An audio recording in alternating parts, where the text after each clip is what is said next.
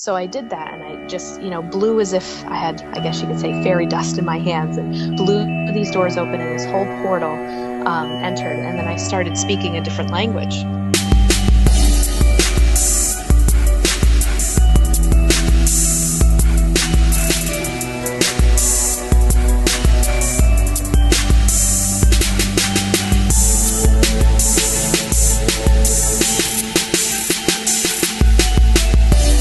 Hello and welcome to the Maker Mistaker Podcast. The Maker Mistaker Podcast is a show about self-discovery and personal growth for awakening artists, designers, and makers of all sorts.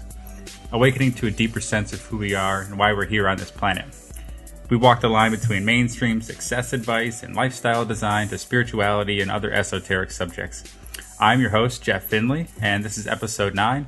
Today I'm talking with April Hanna and Mike Habernig. They are makers of the Path documentary series, and on their website it says it's a documentary trilogy about the afterlife, the realms beyond the physical, and the science of consciousness. I've seen the afterlife and beyond the physical, both amazing documentaries on this subject, probably some of the best you're going to find out there right now. And they've also got a relatively new podcast that they started called the Path 11 podcast, and they've interviewed people like William Buhlman, Teal Swan, Todd Akamesis, and Robert Waggoner. So it's one of my current favorite podcasts about out-of-body experiences, lucid dreams, consciousness, spirituality, that kind of stuff. So this podcast that we're going to do together is going to be more on that level. So you can find more information about them at thepathseries.com. But before I bring them onto the show, a few updates from me. So I've personally been doing this thing called 100 Days of Making Music. And it is a commitment that I'm doing every single day. I'm posting through the hashtag the 100 Day Project, and it's something that started by El Luna, who wrote a book called The Crossroads of Should and Must, which is highly recommended. I love that book. So they did this 100 Day Project where you just pick a creative thing to do every single day, or something that you've always wanted to do but never make time for. So for me, it was music, and as you know, I'm an artist and designer and business owner and all this kind of stuff. But music has always been a side project, and I never really took it seriously because I always felt, well, no one ever likes me for my music. No one ever gives me that much good feedback on it when I post it online. It just kind of gets ignored, because it's not like some cool new design or something like that.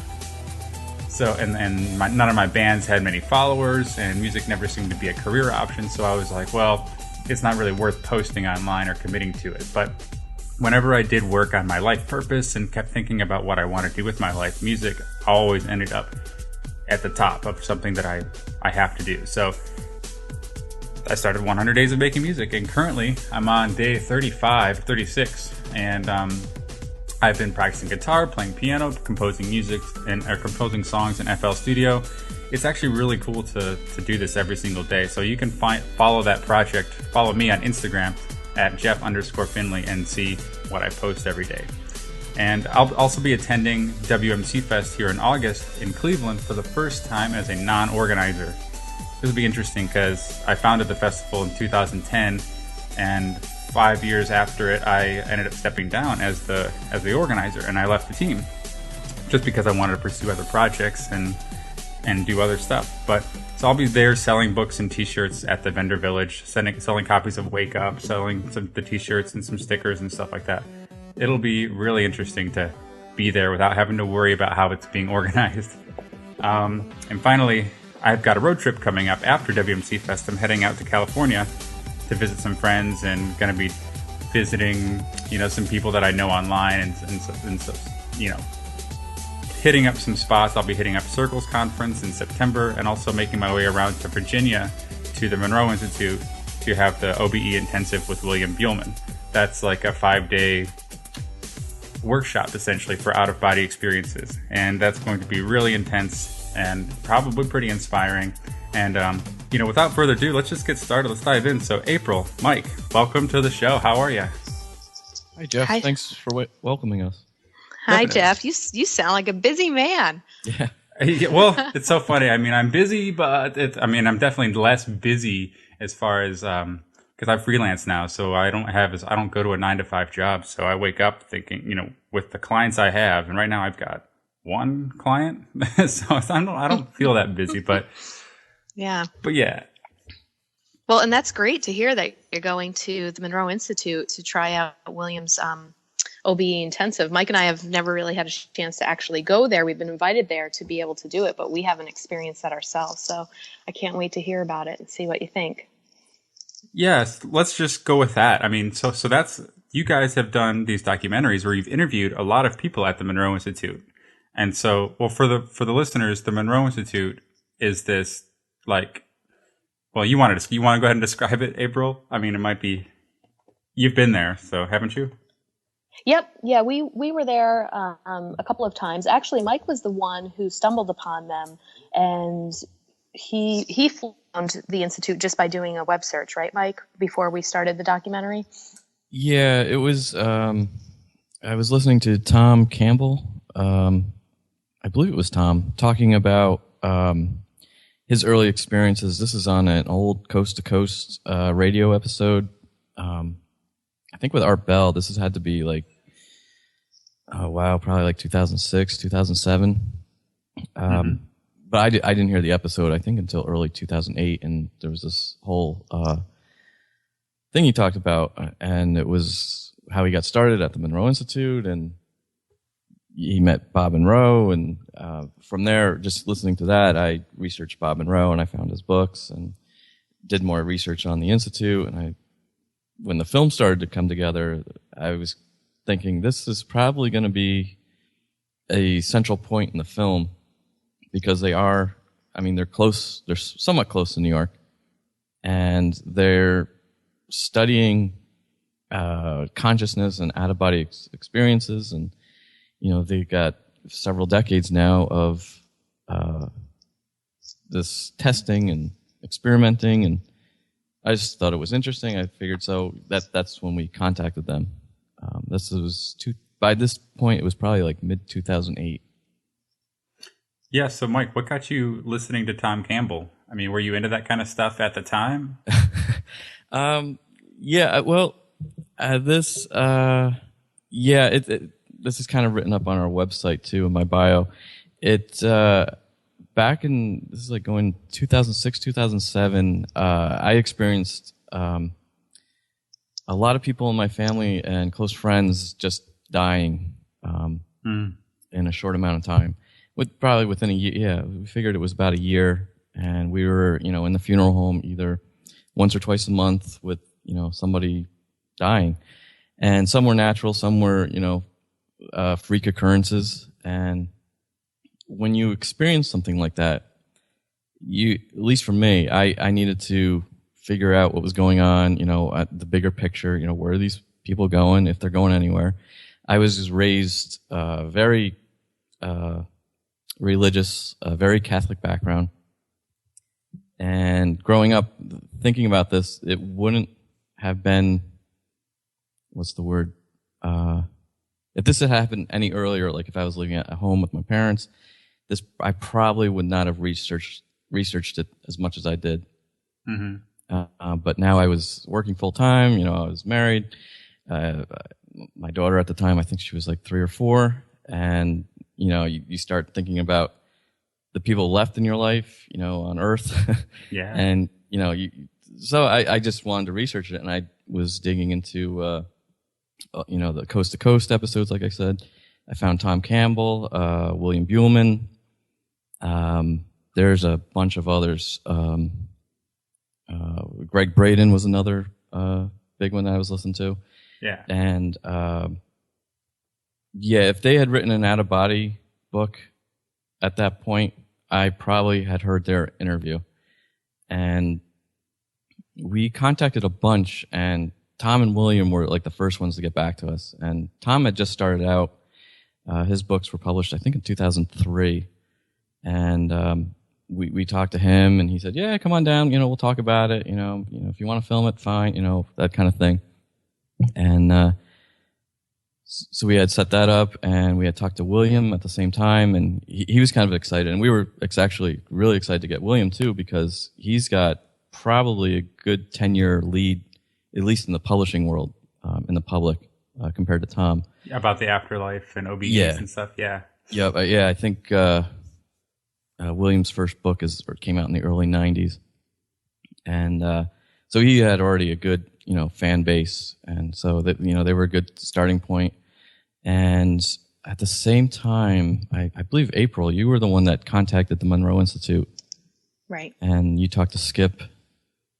And I don't know if you want to take it from there, but Yeah, I mean, we ended up just getting together. Mike, I had just put out my website for my own private practice, and I was in the field of, obviously doing some clinical mental health counseling, but I also started dabbling in energy work and Reiki at the time too. So that's kind of how Mike found me. Initially, he wanted to do like this small documentary project, just locally, and he was interested in some of the energy work stuff that I was doing. And he said, "Oh, I'd like to make a documentary about you." And I'm thinking, okay, this law of attraction stuff works. I put my website out. I'm getting a call for a documentary, so Mike and I met. And then after we met, we just kind of, I figured and knew right away, like, this can't be a documentary about me. I don't know what the heck I'm talking about at this point. But, he had people in mind, and then I had some of my own teachers and people in mind. And then it just kind of became this project that we started to organize. And, I did reach out to the Monroe Institute, and just, they were wonderful. I mean, it was just kind of like, hey, we're doing this documentary. Can we come and interview you? And this is, what we're doing. And, the two of us, we were both working full time. And we each took a week off from our jobs, and we got all of our filming done in a week. I mean, it was like in the car to one location, spending hours in one, getting back in the car to our next location, and, interviewing everyone along the way. So it was an awesome road trip, and, we got it all in, and we still have a ton of footage that we haven't even released, but that's dating back now. It's 2008. So this year we're hoping to get back on the road and get some new footage and re-interview some of our people for our last film of the trilogy. Yeah, I've been waiting for that last film. You and everyone else. Right. Yeah, April did make a good point.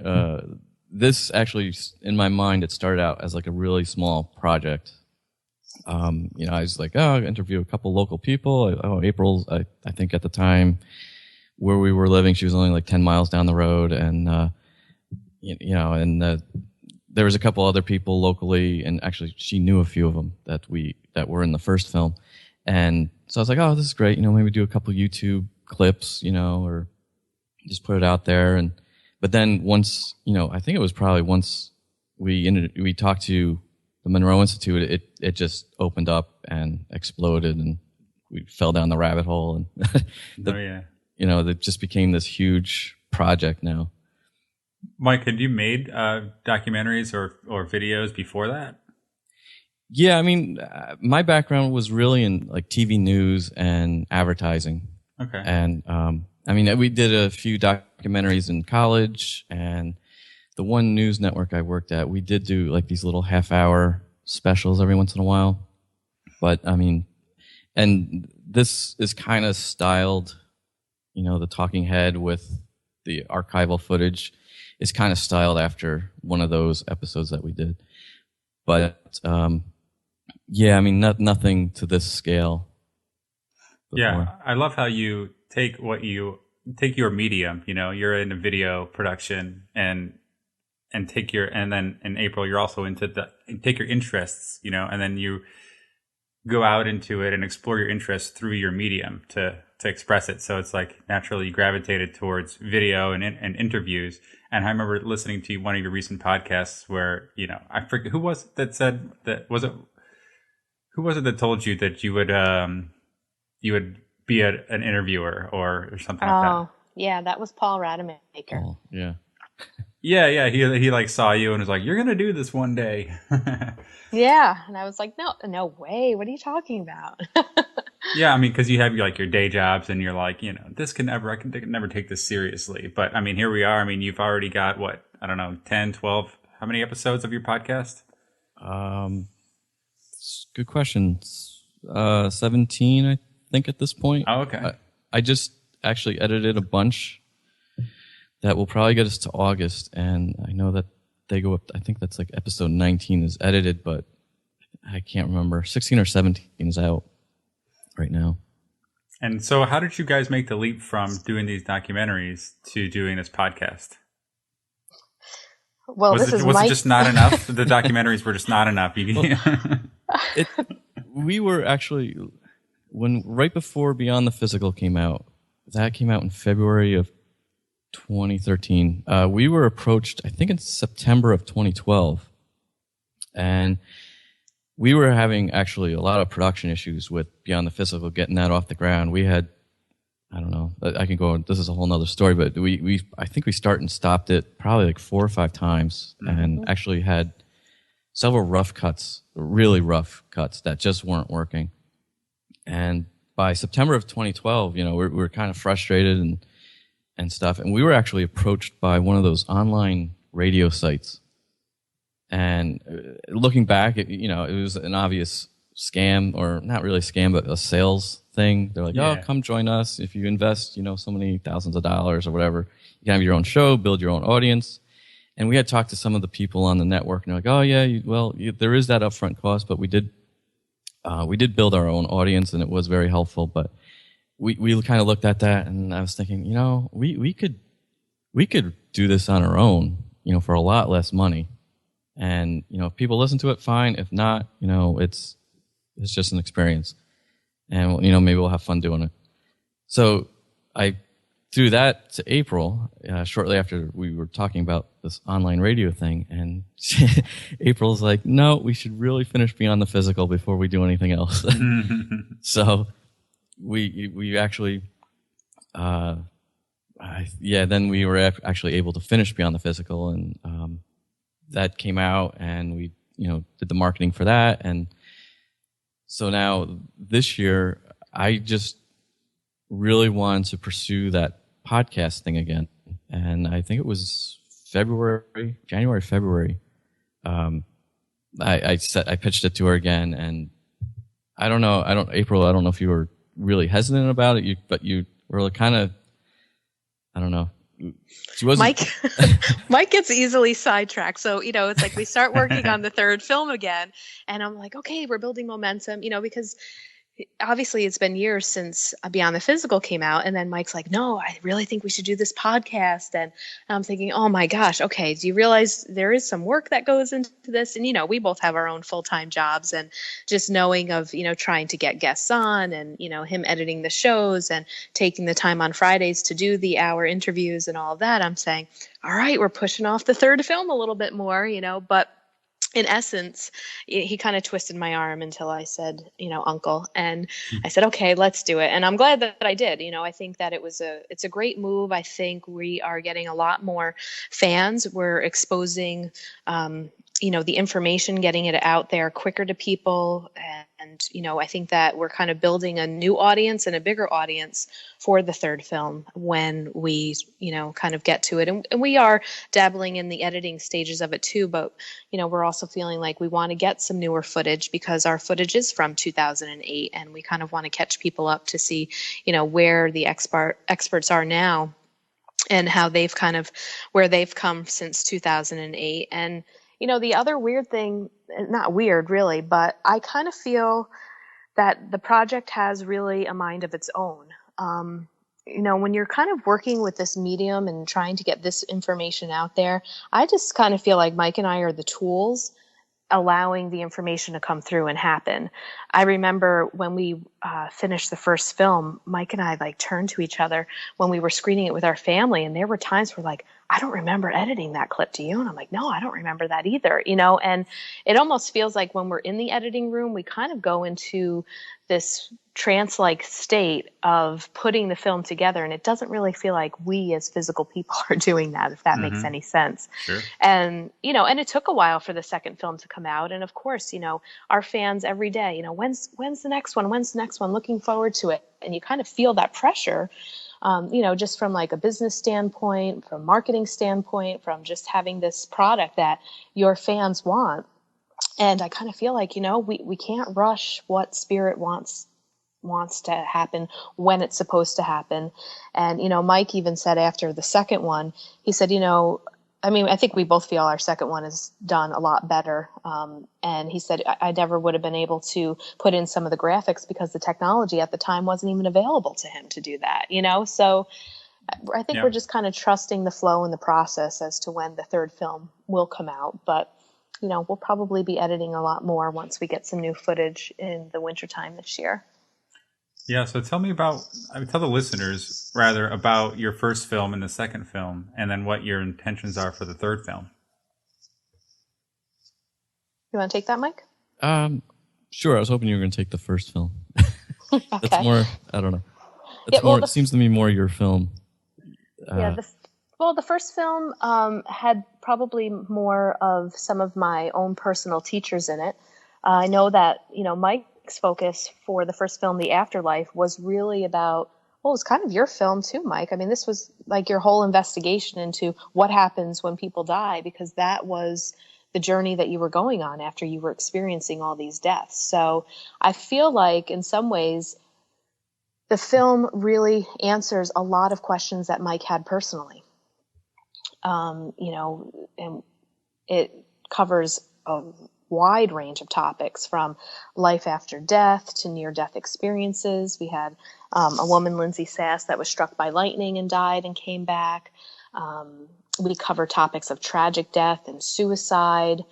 And also what I found interesting was each person that we interviewed, you know, the way that the film starts out is really getting their personal accounts of knowing or have an idea or an experience that there is something beyond our physical bodies, whether it's like these personal stories that they had about dreams, or I know Patty, she was an instructor at the Monroe Institute, gave a really neat story about her phone ringing and hearing her mother's voice on the answering machine. So I feel like for people who have lost someone, it gives people a lot of hope that maybe there is something, and that the people that they have lost, you know, do go on somewhere. Where that is, you know, we're not sure, but we also kind of touched upon belief systems as well, which also comes from Mike's background. I mean, I grew up Catholic as well, but my family wasn't very strict, and, you know, we weren't 100% churchgoers. And I remember, because my mom didn't go to church every single Sunday, the priest refused to baptize me. So there was like this whole thing. So we weren't, as I would say, diehard Catholics as maybe Mike's family was. But, you know, we also had to put an element of that into the film, because a lot of Mike's personal beliefs around religion and Catholicism were questioned when he had this experience that one year. So that's why we also tried to get that part into our films too. It's because, you know, sometimes our belief systems can really put us in a box that won't allow us to go outside and explore, and maybe take into consideration that there are other ways that we can experience life as we're here. So that kind of, I think, encompasses what the first film, The Afterlife, is. And the second film is after you realize you're more than your physical body, you kind of want to explore that, and at least for me anyway. So that's when you tap into the out-of-body experiences, the remote viewing, things of, you know, psychic nature. And we really took just the core, I don't want to say out-of-body people. Tom, I don't think Tom really likes to be called that, even though he does it. Mm-hmm. But so we took the core, and it just happened to be just the male figures from the first film, Skip and Paul from the Monroe Institute, William and Tom. And we kind of had to tell their backstory a little bit. They each get their own little introduction, their own story.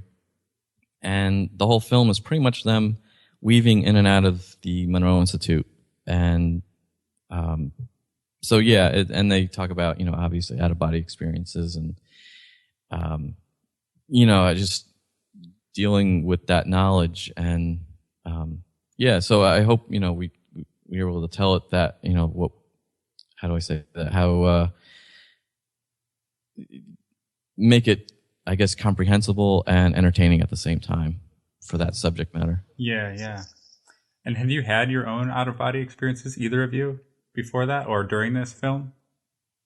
Yeah, in the podcast, I kind of talk a little bit about my experiences. I try not to do it too much, even though when we're talking to like William or even Todd or Graham Nichols, I kind of just throw my experience in there just to make sure that I'm not going crazy, and it's really a legitimate experience. And so I've had some, and a lot of them actually were triggered. The really good ones, the really rememberable experiences happened when we were editing Beyond the Physical, and they're nowhere near the scope of the experts we've had on the show, but sure, they're definitely a starting point.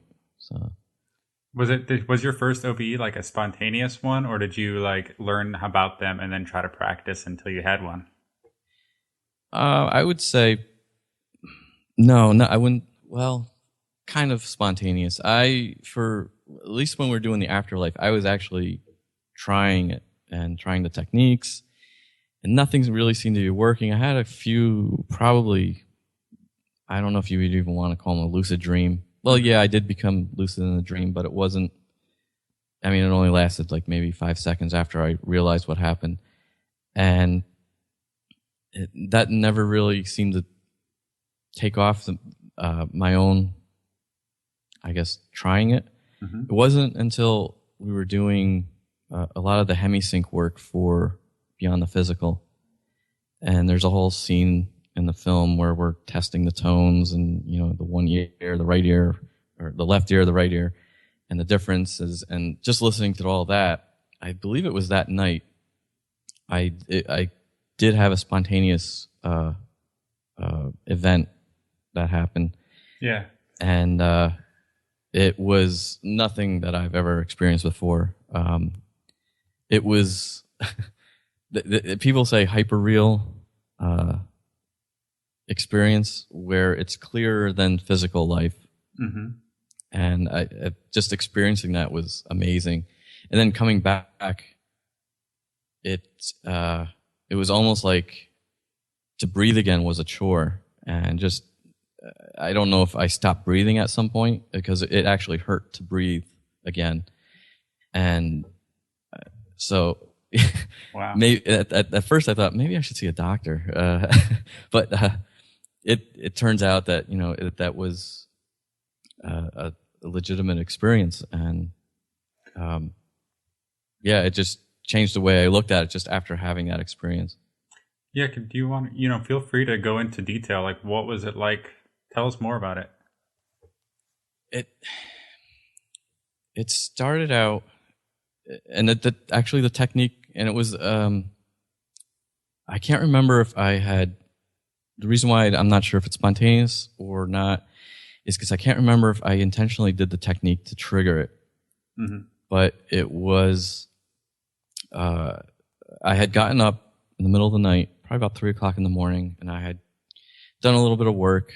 I was probably working on the film, and then I had gone back to sleep probably around 5 o'clock. And that's actually a typical kind of schedule if I don't stay awake the whole time for the rest of the day. But I had gone back to sleep, and sometimes that going back to sleep at a couple hours later is probably even if it's only like an hour, it's sometimes the best sleep you get compared to the rest of the night. And it started out as a lucid dream, and then the dream just kind of just went totally bizarre. And I started picking out things like, this is ridiculous. Usually in a dream, I get very gullible. I believe everything going on. Yeah. And I don't become lucid. But I started picking things out like, oh, that would never happen. This must be a dream. And all of a sudden, it kind of just went dark. And I kind of was like dropped into the scene. The best way to explain it was if you pull into like a drive-in movie theater, the whole the whole area is dark except for the screen. Mm-hmm. And the screen just got bigger and bigger. And then all of a sudden I'm in this scene. And it happened to be like a restaurant in the morning, like a bunch of businessmen had showed up to have breakfast together. And this is a couple weeks before Christmas, so that you could see like Christmas stuff on the walls. And these people just started showing up, and they're all wearing suits, and it was in a restaurant. The hostess is trying to seat them. And it was so real. I was looking around. One of the guys, that was in front of me. I shook his hand, and they went to go get seated, and then from there it kind of the physics changed, and I kind of floated out of that a little bit. Mm-hmm. And and then from there, it was kind of like, am I having an out-of-body experience? Because this is not a dream. It's too real to be a dream. And then I was kind of shown like I was like surrounded, almost like in a dome kind of a structure, and I was kind of surrounded by like this kaleidoscope effect where I could just see all these different scenes playing on. It's kind of like like the movie The Matrix, not the first film, but one of the later films where Neo walks into the room and there's all these TV screens around him. Mm-hmm. It's kind of like that. And you just see all these like scenes playing out all over, and I didn't recognize anything, so I don't know if they were my own or somebody else's or just a collage of people. And I saw all that, and then they all kind of compressed into like a beam of light, and I woke up out of it. That's basically it. I don't know how much you want to keep of that, but I kind of rambled on, but that was that's cool. I mean, I feel like when we talk about OBEs and we talk about these type of esoteric things, we kind of get a little theoretical and philosophical about it. But like, I really like just the detail of the actual experience, because that's the real part. That's the part that's subjective, that you got to see and experience and feel. And we talk a lot about this, and a listener might understand it intellectually, but like I love the story of it. I love experiencing it with you. I remember when I first had some of my own OBEs, I know exactly what you're talking about with the hyper real, like extra vivid detail. It's like more real than waking reality, and because it feels, it's not, it's not a dream because your conscious presence is like more there. It's more like, you're more critical thinking, and you're in a dream, and then you can like put your, I like to put my finger through my hand to see if I'm still dreaming, okay. And if it goes through my hand, then I know I'm in the non-physical, whatever dimension this is, it kind of varies. But I remember walking outside of my house and just seeing the fall foliage, and it just seemed to be way more intense. And it was like just struck by this beauty, and everything seemed real. I felt the wind on my face, the grass in my toes. It was like, whoa, this is so cool. This is real. And I like wanted to like take a video of it. So I like reached in my pocket for my phone, in the out of body state, like by habit. And then of course I like woke up once I did that, and it was like, damn it, But I was just like sitting there, laying there afterward, just in complete like awe of like this experience and how profound it is.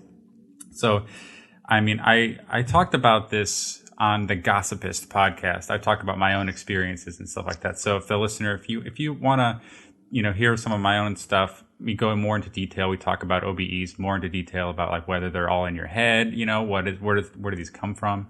What's the difference between this and dreaming and everything like that. So if you go to makermistaker.com and search and click on my podcast, you'll see that I've linked to that episode. It's not on my podcast. It's on another one called Gossipist or Glimpse of Brilliance or whatever they call it now. But yeah. So like, I love your experience, Mike. And so once you had that one, did that kind of spark a newfound interest of trying to go back and explore more and go deeper? Yeah. Yeah, and it didn't happen for probably another month or two. Yeah. But before that, thinking about it, there were a couple little experiences where you just kind of wake up in the middle of the night and you're in the vibration state, and everything's humming, whatever.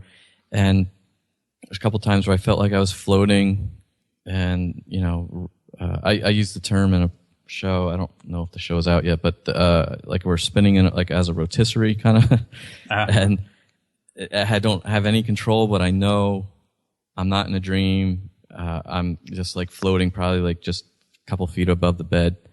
And the other thing too is there's always a presence.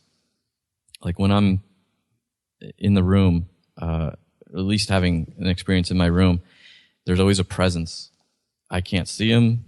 I can't. I can hear them walk through the room. And that was the other thing with that experience. At some point, actually, I can't remember exactly where it happened in it, but it was early on, and it was kind of going between the dream and the out-of-body experience. I did get the sense that I was in my bedroom, asleep, and I heard my daughter walk in. At least I thought it was her. Mm-hmm. It's like I heard, you could actually hear the carpet crunching as she walks on it. And like I had a super surreal hearing. And I think I tried to call out to her, like, oh, what do you need? You know, probably after me to get breakfast going for her or something. And there was no response. There was nothing. But I could feel this presence there. And then I believe at that point I was sucked into that, you know, that almost, that I used that term like a drive-in movie theater where the screen, everything went black and the screen just got closer and closer. And then I was dropped into the scene. And then it only seemed like maybe a minute or two that I was in that experience, and I came back. Nobody was in the room. The door was still closed, you know, that kind of thing. Mm-hmm. And the other thing too, when I did come back, and I'm, you know, I had that weight on my chest, like I couldn't breathe. I was kind of hallucinating, like I was just, it kind of looked like spiders just crawling all over the wall. The sun had come up at this point. I think the sun was out, yeah. And, you know, it was pretty bright in the room at this point, and you just see things. And every time I focused my eye on something on the wall, you just see like stuff crawling around it. And it just was just my eyes trying to readjust, I guess, to the waking state. No, I know what I know what you mean. I mean, I used to have night terrors as a kid, and actually I still do sometimes. But it wasn't until I started my meditation practice and started becoming, you know, more mindful, and when I had my spiritual awakening and I started finding, you know, interest in all of this stuff, that's when those night terrors, which were essentially, I would wake up in the middle of the night with this extreme terror, this fear, and definitely a sense of a presence in the room, like bad presence, like or outside the door. My eyes are open, but my body can't move, you know, and I'm staring outside the door, and it just feels like evil exists, you know, or like the Grim Reaper is waiting for me to die, or something like that. Yeah. And it's like, you know, the presence is there. You can't see it, and you just know that it's there. And I'm trying to like escape or get out of it or crawl out, and I can't do anything. And I mean, that experience I've had has been different permutations, you know. So maybe it's different. It's not the same every time. Like when you're seeing the spiders on the wall or something like that, I feel like there's a state where our fear is manifesting. Like, so we're in this half awake, half asleep phase where we're like kind of split in between different dimensions, you know, in the astral versus the physical. And so we're kind of seeing our physical room overlaid with our, I don't know, you might want to call it dream imagery or something like that. But I don't really understand why there's so much fear in my case, and it manifests in, you know, strange stuff in my environment, whether it's the shadow beings or in a recent scenario, my cat was attacking me, you know, and I was like crushing its arm, like I was breaking the cat's leg. And it was like, this was my way of trying to fight it, you know? And then I saw like these strange hairless dog beings outside my bedroom window kind of walk, you know, they weren't like trying to attack me, but they were just horrifying to see. And I was trying to get the attention of my wife, like, oh my God, what are these out there? And cause it was like, I thought it was sort of real, and I would like wake up and then realize it was all part of that strange, I would call it a night terror before, but now I just understand that it's on the continuum of consciousness. You know, it's like I probably could have turned it into an OBE or something like that, or maybe it already was. I don't know, but yeah, I know what you're talking about, man. I never had a night terror quite like the way you explained it. I remember growing up, I always got a lot of nightmares growing up, and up until probably maybe high school, I don't think I've had a nightmare since high school. But before that, I would have these crazy dreams, crazy nightmares. Like you said, there's that presence behind the door. I couldn't ever see anything. But yeah, there was. I don't know. my bed used to be at my parents' house next to the window, and I always felt like somebody was looking in. And even though we're on the second floor, it's like you just feel like you're being watched. And but yeah, then I guess I don't know. I grew out of it. Things in life changed, and you do other things. Yeah.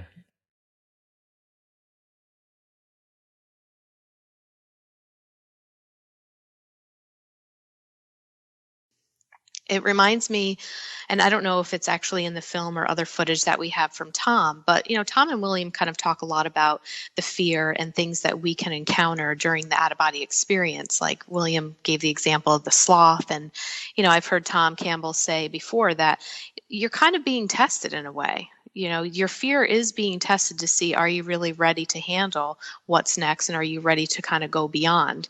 So, I think that when we talk about fear and those, crazy dogs that you saw and breaking the arms of the cat and all of that was probably just a good test to see, are you ready to keep moving forward? And I think when you make progress in those dreams, or maybe you are able to wake up and be a little more lucid and kind of say, okay, what's happening here? Let me open the window and let those dogs come in and see what happens. Yes. That I think whatever's kind of helping us on the other realm, it's, we're kind of in school at that time. You're taking a test, and are you going to pass or are you going to fail it? So I think that's where some of the fear comes into play. I know more recently, I had some out-of-body experiences too when we were doing the film, but I had a really cool one recently because I met a shaman from Russia who actually Mike and I will probably interview on our podcast too. I just have to get her schedule together.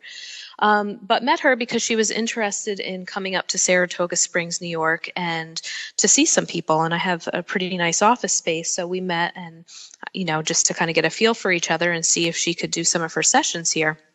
Mm-hmm. And I hadn't experienced a session from her yet, but she works a lot with power animals and, the spirits of animals in her healing sessions.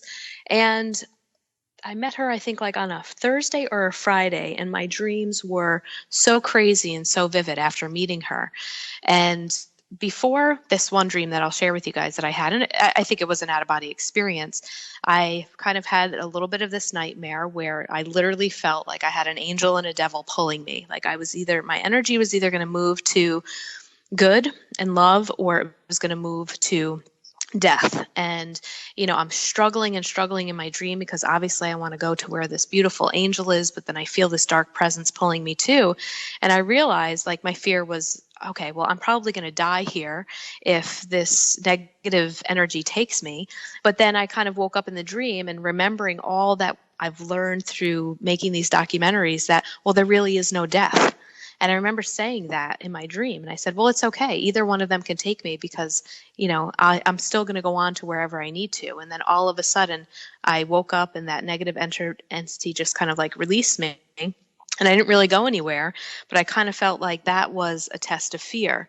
And then the night after, my out-of-body experience was I woke up in my bedroom and I kind of got off the side of my bed and the shaman was there. And she put this headdress on me and this cloak, and she had me open up my closet doors, and I had to blow into my hands, which would open up this portal of more doors to open. So I did that, and I just, blew as if I had, I guess you could say, fairy dust in my hands, and blew these doors open, and this whole portal entered. And then I started speaking a different language. Wow.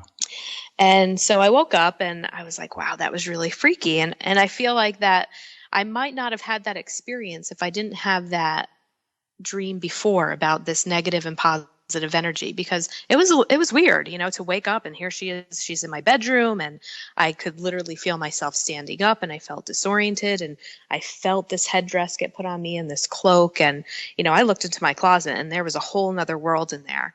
But the funny thing, after this dream, my cousin sent me a text message maybe 1 or 2 days afterwards, and she said, oh, I have to tell you, I had the funniest dream about you. We were out in public at some, fair, and there was a guy that was acting really obnoxious, and you turned to him and you blew on him.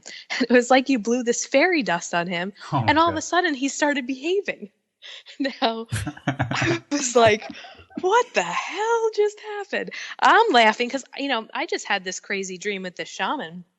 a couple of days ago, I hadn't reached out to my cousin. I didn't tell her about this dream. And I just thought, how ironic. Here I am blowing in my hands, blowing this, whatever this is, to open up this portal. My cousin, an hour and a half away, is having a dream of me 2 nights later of me blowing fairy dust on someone. And then I met the shaman the next week, and she said, you came to me in a dream a couple of days ago. So I found that interesting too. Yeah.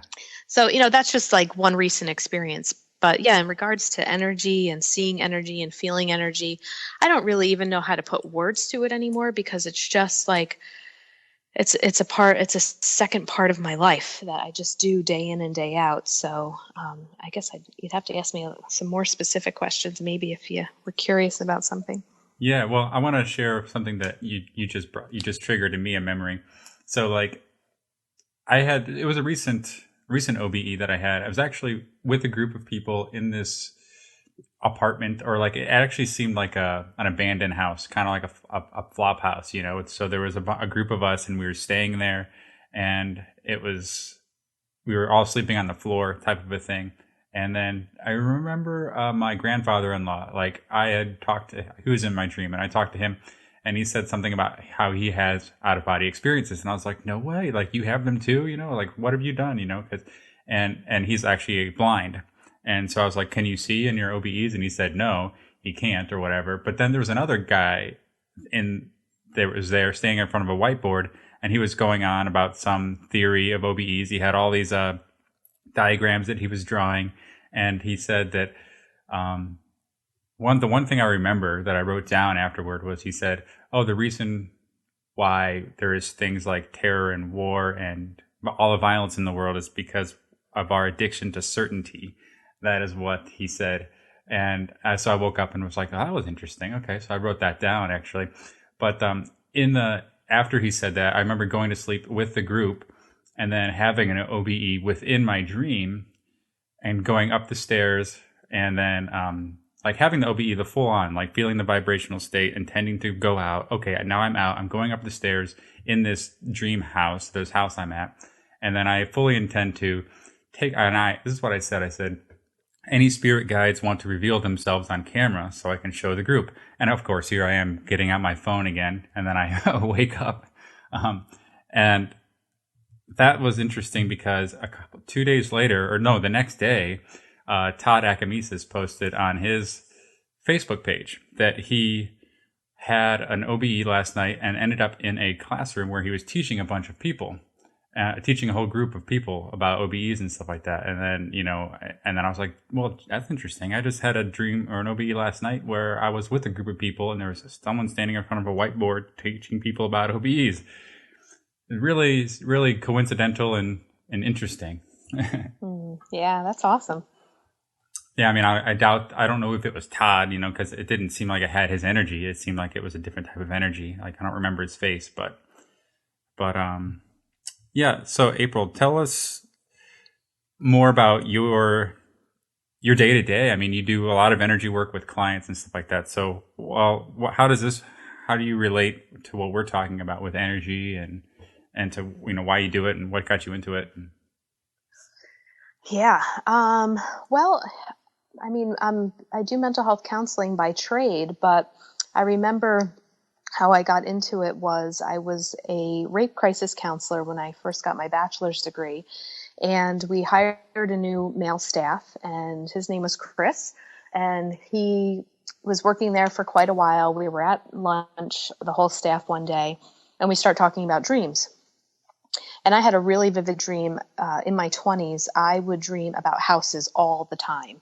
I would be in people's houses every single night. And it got to the point where I started to draw diagrams of them, because I said to myself, if I ever walk into a house that I've been in, I want to have proof that I could show people, like, look, I was here. Because I had an experience like that happened to me when I walked into a relative's house that I had never met in Arizona. And I dreamt of the home, and I was able to, pick the whole layout. Obviously before I ever stepped foot in the home. And then when I got into the house, I completely freaked out because I knew where everything was.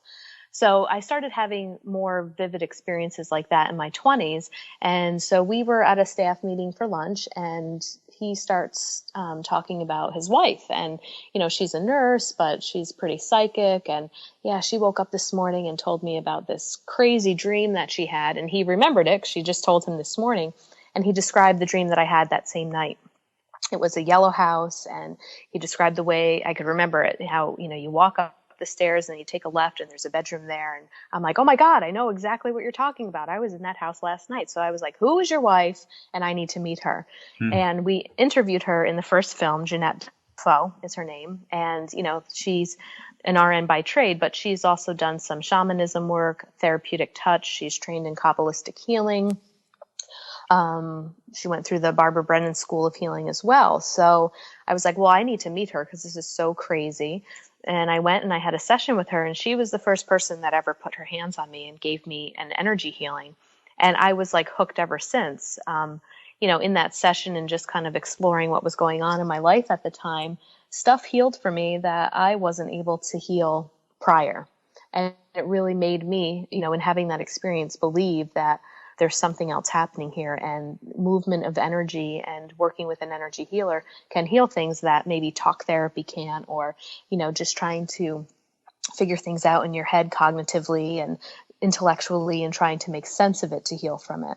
So that's kind of how I got started in it. And then, I was just trying to find something that had credibility, because that's what people in this world look for. Do you have the degree? What's your credibility thing at the time? So, and really one of the only techniques out there that was giving certificates was Reiki. So I said, okay, well, let me do this.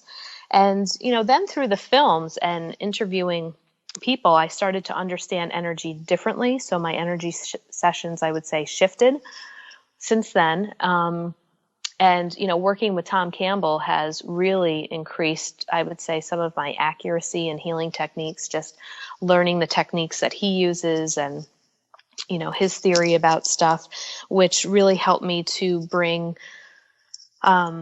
more awareness into people's bodies of, being able to look inside, to be able to see where energy patterns are off or where there is physical pain, and, how to work within that energy, within the body and things of that sort. And then, studying out of body experiences, I think that I go out of body probably during every healing session that I do. It's not like what you guys describe. I'm not, asleep and then going up and out, but anytime I'm doing a healing session, I mean, there's a part of me that's walking around the person's body. I may be touching their head, but I'm also working down at their feet because they may have pain there or something within their knees. And then this whole energy work stuff has just opened up so many areas to be able to experience what a spirit guide is, to see angels.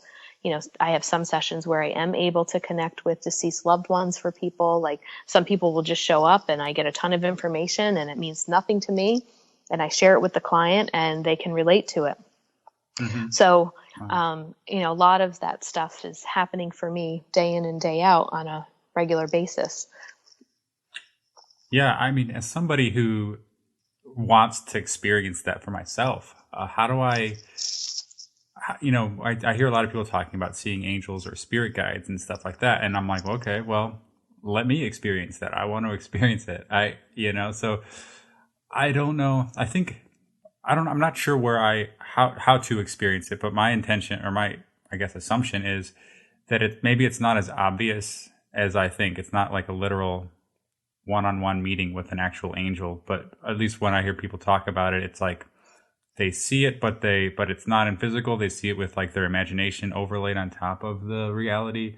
Can you describe what it's like to see an angel or a spirit guide or work with that? Yeah, it's really strange. I was thinking about that when Mike and we were interviewing just somebody this past week for our podcast, and he was talking about the vision, that you kind of have an out-of-body experience and how it's different.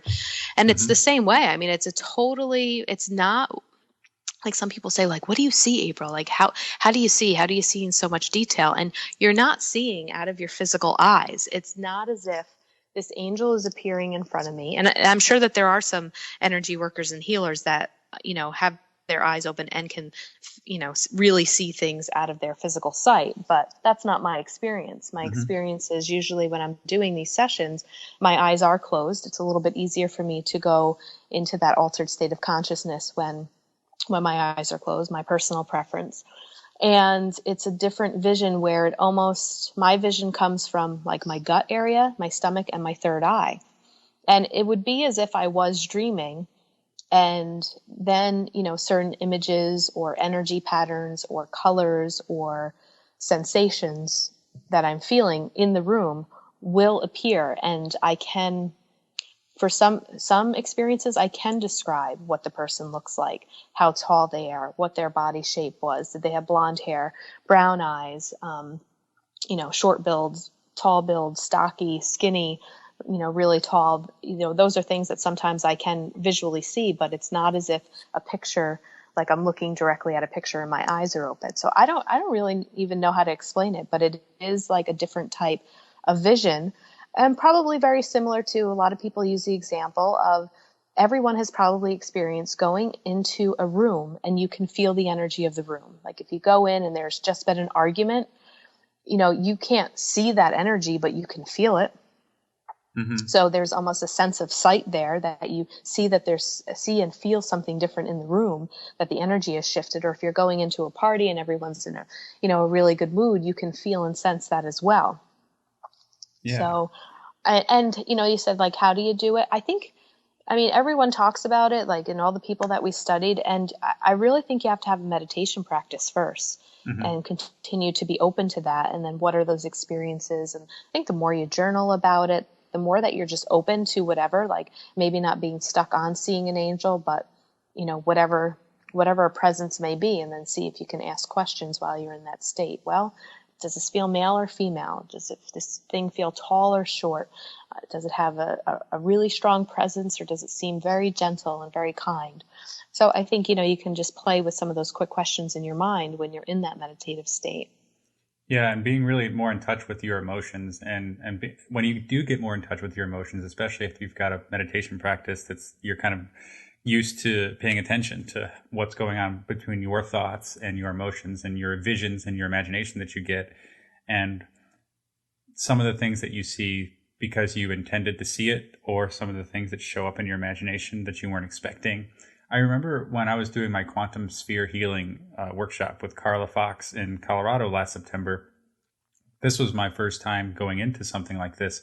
And we used Hemi-Sync technology, and we also used the SAM technology that the Monroe Institute offers to kind of put us in an altered state of consciousness. And so for the listener, the Hemi-Sync is basically binaural beats with 2 different tones in each of your ears with your headphones. And together, when played, they create a tone that's like in between those 2 different tones. So like 100 hertz, 104 hertz, left and right. And then you get the 4 hertz in the middle, which will entrain your brain to be in a certain frequency, which helps you tune into different states of consciousness. And so, for example, one might be really, really focused and laser focused, blocking out all distractions. That's a form. Or another one might be really broad and expanded, and being able to see deep into your subconscious, for example. So we use these technologies to work with a client in our energy healing. So April, we practice with a client, and essentially we would journey sort of shamanistically through our imagination. And it took me a while to trust my imagination, because I'm thinking, this is just my imagination. Like, I thought I'm supposed to see visions and see which is that's what it is essentially. But what happened was, I wasn't trying to analyze. I would just literally write down the things that I saw when I was working with the client. And then I would just write it down. It's like, I saw all of a sudden in my mind's eye, when my eyes are closed, a vision of a person, of a baby on a beach, and a person, a mother figure talking to somebody else. And then all of a sudden I see that woman, or I see somebody abduct the baby. I'm like, ooh, that was interesting. Okay, write that down. Or I'll see shapes and colors and fire or flames or a sword or death or gore or something really scary. And I'll just write that down. And then when I report it back to the client, they were just profoundly amazed. They're like, oh my gosh, that was when this happened. That's this, that's that. And they could pinpoint all the things that I saw that I had no meaning attached to. And so it blew my mind as well, because I worked with several different clients, And the things they reported to me were all like very similar. Like they saw the same things when they were working with me. And so that kind of helped me convince my left brain, my logical, rational mind, that there was something more to this and I can trust it. And I think the belief has a lot to do with it too. Like if you believe you can't, then that's true for you. If you believe you can, then that's also true for you. It really helps if you believe kind of, or at least have an open mind to accept something like this, and then it'll actually start to happen more for you. Is that something that you can agree with, or what's your take? Yeah, absolutely. I agree with that. And I think it's building confidence, because you're kind of asking yourself, am I making this up? Did I really see this? And actually, a story about Mike's wife, she came in for a Reiki session, when Mike and I first started working together, because she had never experienced it before. And I remember during her session, and I tell this story a lot when I teach Reiki to my students, to tell them, no matter what you see or hear, write it down. It may not mean anything to you. But during her session, I kept seeing hot dogs. I was getting hungry for hot dogs. And I'm thinking to myself, why I can't tell this woman I'm seeing hot dogs. Like, this is so embarrassing. Like, she came here for an experience and I'm going to say hot dogs, And Mike, I don't know if you remember this or not, but I was like, well, I'm just, my Reiki teacher said, just whatever you see, share, because you never know. And her father had recently passed away. And, I didn't know him or anything like that. And I told her, I keep seeing hot dogs. And she shared the story with me that whenever her dad would come over to, her house, with Mike's house, he would bring the dog hot dogs. Wow. Do you remember that story, yeah. Mike? Yeah. And so it was really probably in her session that I said, all right, stop thinking you're crazy. I barely knew anything. I'm just meeting Mike and his wife for the first time. I didn't have any information about who they were. And I had a lot of experiences like that leading up to it. And I finally just kind of had to say to myself, all right, you're not crazy. Just share it from now on. Yeah. And so I call those getting hits. And the more that I was getting more hits during my energy sessions and not feeling stupid with saying, oh, look at what I saw here, or, this word came to mind, or I'm hearing this song being played, and I just shared it, then I started to relax and loosen up a little bit with it. And I feel like my accuracy now has tripled because of that, because I'm no longer afraid to just say what it is or feel stupid, or maybe a part of it was my imagination, and they'll say, no, that doesn't mean anything to me, but that did, and that did, and that did. So, I think it's practice. Practice makes perfect. And if you can work on people and get validated in what you see, that builds confidence. And then I think you begin to trust your intuition a lot more.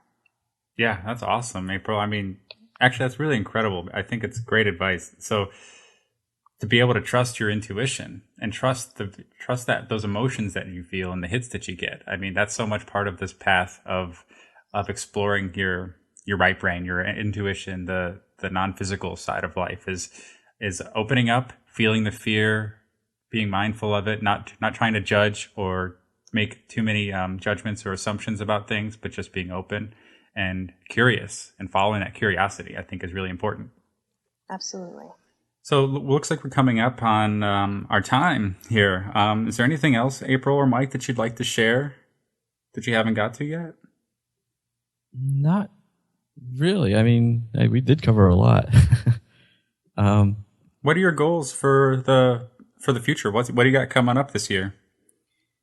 Well, we want to finish up filming the third film. Mm-hmm. That, as of now, our release schedule. I don't want to give exact dates or anything, but if we stay on schedule now, it looks like it could be released early next year. But that's, hopeful, and I don't want to get too many hopes up, because I know there is quite a few people looking forward to it. And as for the podcast, I actually just I just finished editing the next 4 episodes.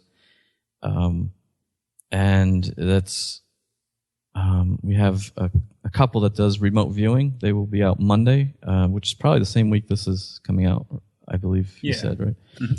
And we also have a bonus show, which I don't know if you know this or not, but you helped us out with it, with the short film Animesis. Oh, yeah. Yeah, we interviewed the two of the filmmakers from that film. Awesome. And that we're going to try and release that as a bonus show, probably like Thursday or Friday, just because it's not our typical type of show. And, it doesn't, I mean, we're not, dream experts or anything, but it is a cool little film that we wanted to share with our audience.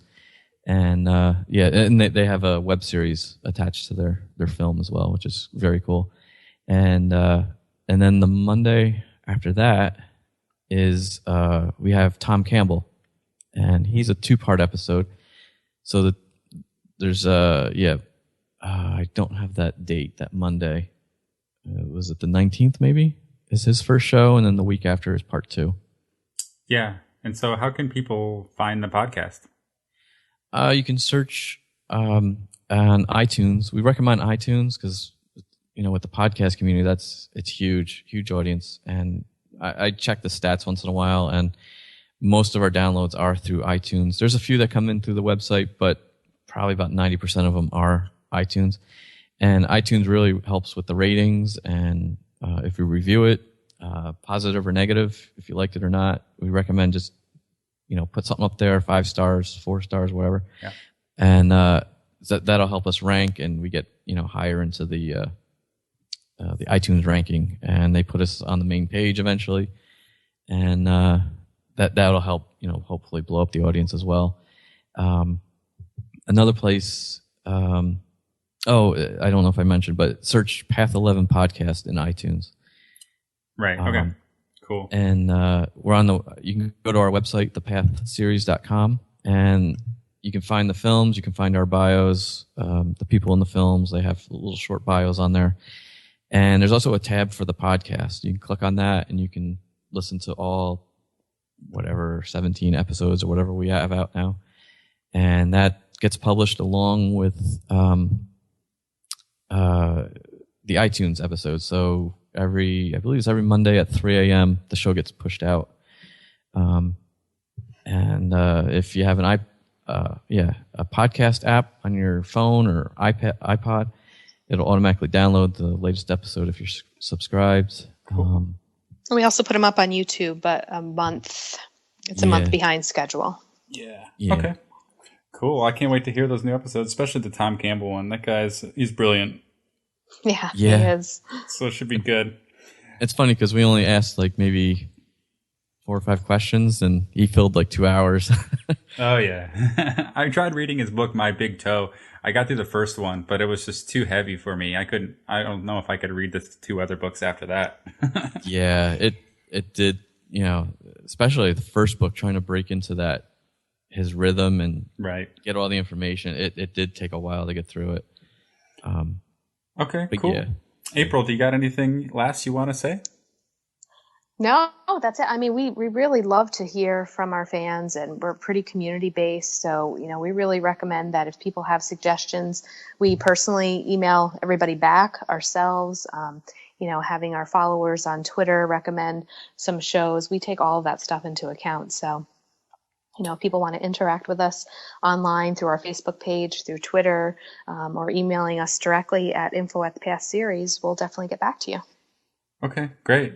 All right, that's awesome. Thanks, April. Thanks, Mike, for joining me on the show. It's been a pleasure. Well, thanks for having us. Yes, thank you. Definitely. So, if you guys like the Maker Mistaker podcast, you can leave a review on iTunes. That always helps. Also, get your copy of my book, Wake Up, at makermistaker.com/wakeup.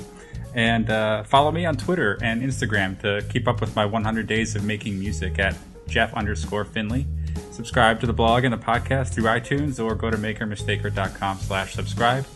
Check out Path 11 podcast and the Path documentary series. Great films. Go to thepathseries.com for more Mike and April, and to see their trailers and watch their videos. Great stuff. So thanks again for listening, and until then, take care. Bye.